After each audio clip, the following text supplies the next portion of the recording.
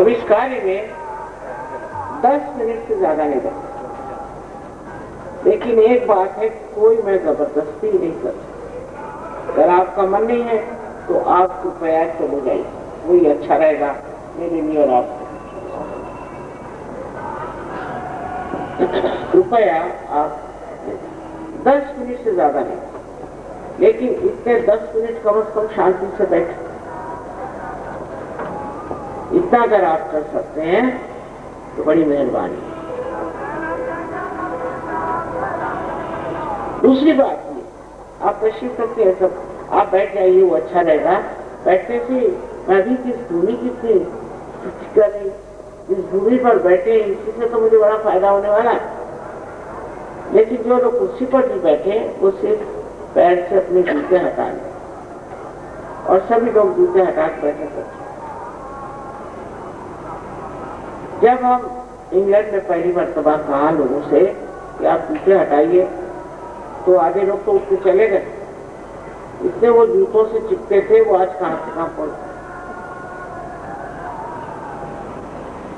मेरे पिताजी कहते थे सब करना बाबा, पर अंग्रेजियों को हिंदी भाषा मत सिखाओ। और अभी आप सुन लीजिए इनसे हिंदी भाषा। 3 महीने में राजदारी करने लगे।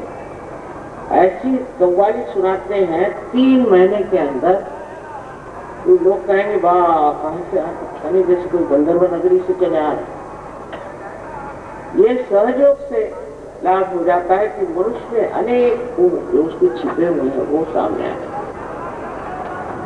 जिन्होंने कभी एक पंक्ति भी नहीं लिखी वो कविताओं पे कविताएं लिख रहे हैं। जिन्होंने कभी भाषण नहीं दिया, जो कभी स्टेज पर नहीं आया, वो भाषण दे रहे हैं ना। आपसी प्यार देखकर मन बार बार हमारे प्रोग्राम में 65 देशों से क्या कुछ ज्यादा 70 देशों से करीब लोग आते हैं। कभी कोई झगड़ा नहीं, कोई वाद विवाद नहीं। हाँ, मजाक काफी चलता, वो तो होना चाहिए दोस्तों में। और नहीं सुना ये कि उसकी बीवी उसके साथ भाग गई, उसकी लड़की उसके, ऐसा कभी होता ही नहीं है, सवाल ही नहीं।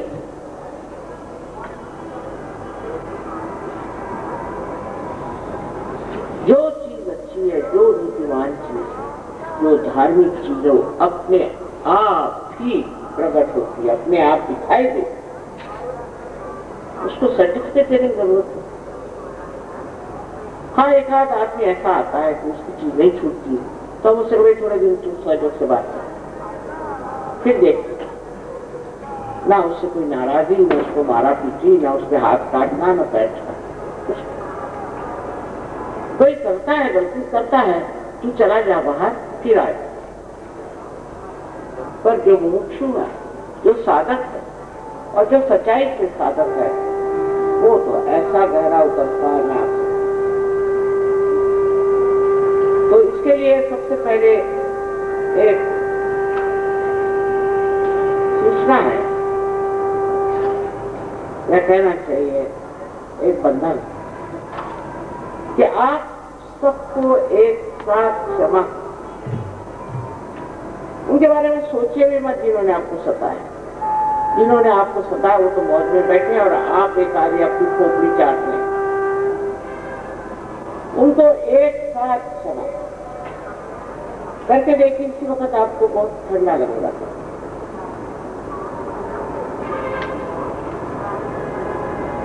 फिर दूसरी बात है, कहीं भी जाए आप, मंदिर में जाओ, मस्जिद में जाओ, चाहे क्षेत्र में जाओ, कहीं वो यही बताएंगे तूने ये पाप, तू पापी।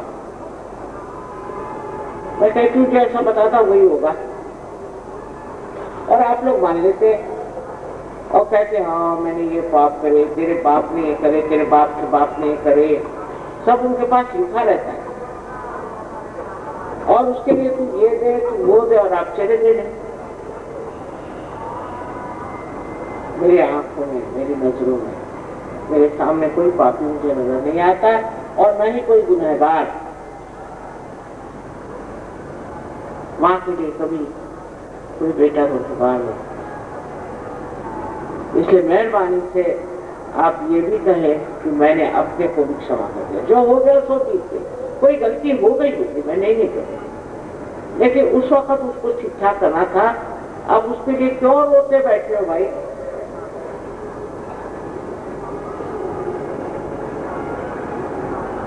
तीसरी चीज और भी मैंने देखी जो आज करती हूँ, बहुत से लोगों को किसी न किसी बात का बहुत सदमा हो जाता है।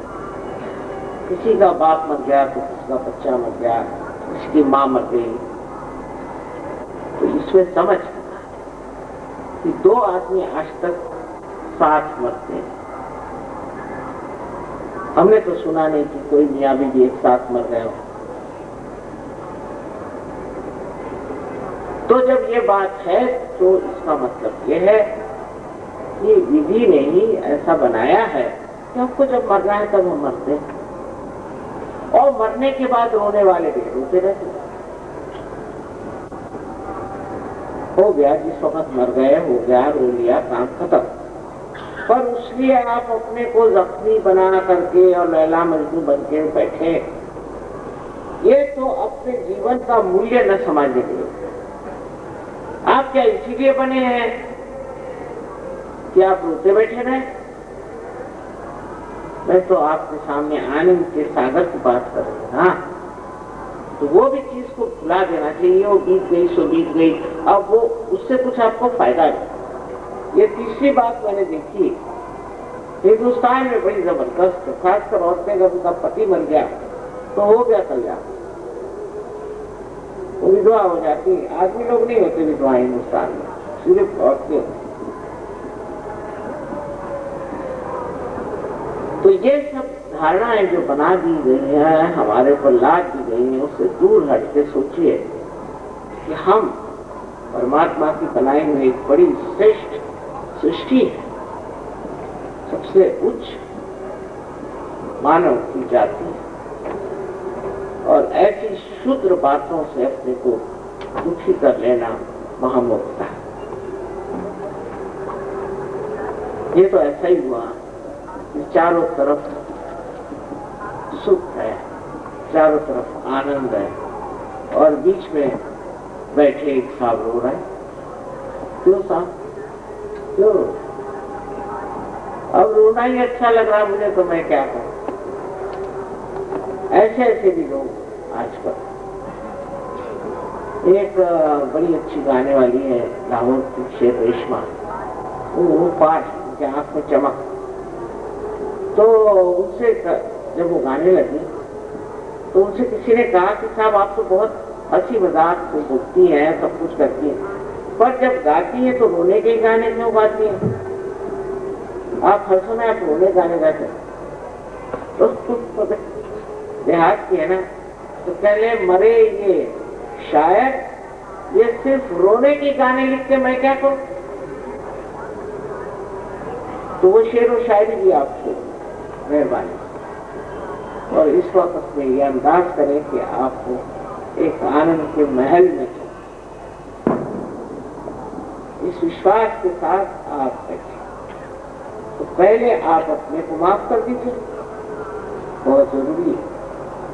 नहीं तो ये चक्र पकड़ता है, इसके पकड़ने से अनजाएगा, स्पॉन्डिलाइटिस और न जाने कितनी बीमारियां हो जाए, और कुंडलिनी भी नहीं चढ़ेगी क्योंकि आपका चक्र खराब है। फिर ये चक्र पकड़ता है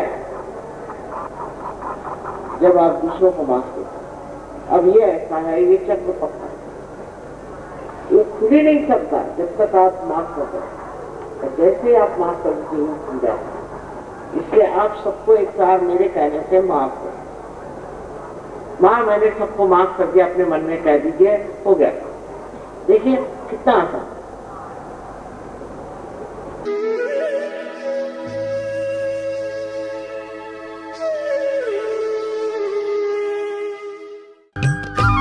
सब्सक्राइब कीजिए कुंडलनी जागरण को और प्रेस कीजिए बेल आइकन को, जिससे कि आपको मिल सके हमारी लेटेस्ट वीडियो सबसे पहले।